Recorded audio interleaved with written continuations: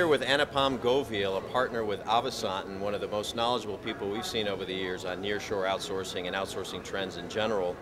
And the thing that we're noticing, Anupam, we've been talking about it for quite a few years, but I know you're very close to the market, is the increase of small to medium-sized U.S. businesses outsourcing their services, whether domestically or offshore, nearshore.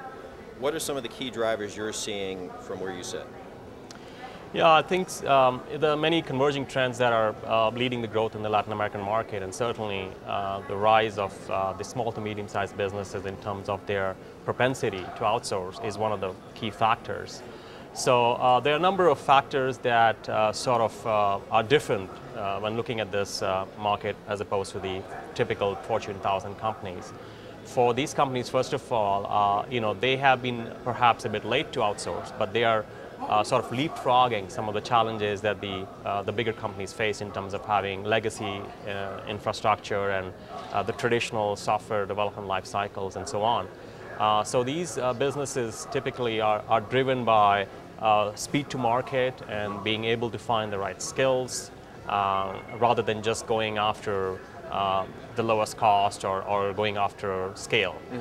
So typically for the mid-sized businesses, the cost of going to, let's say, India in terms of the overheads and the management costs far outweigh the savings they could get. So they're looking at options that give them, of course, lower costs, the right skill sets, but also easier to manage closer to home, so to speak.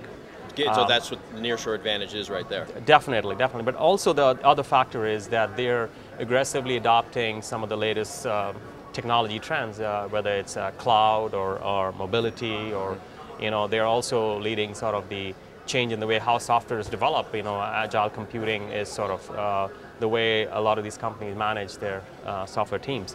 So again, Latin America suits that perfectly because it gives the same time zone interactivity. And since Latin America sort of has been a bit late to the game, I think the skill sets they have are more tuned to the current market needs. So for small to medium businesses trying to get started, especially those companies maybe looking at Latin America, what is the process? Should they send out a bunch of RFIs? Should they start coming to the region? What's sort of the three-step principles that you would apply? Yeah, so again, the way they procure outsourcing service providers is different than, again, the traditional Fortune 1000 approach. They typically don't go with an RFI type of structured methodology. They are looking at obviously learning more about the region and finding where these capabilities lie and what's sort of the vendor landscape. But typically they're more into the sort of the one-on-one approach.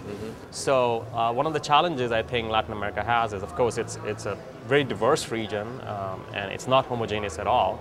The outside perception maybe it's one region, but every country here, as you know, has very different characteristics and positives and negatives.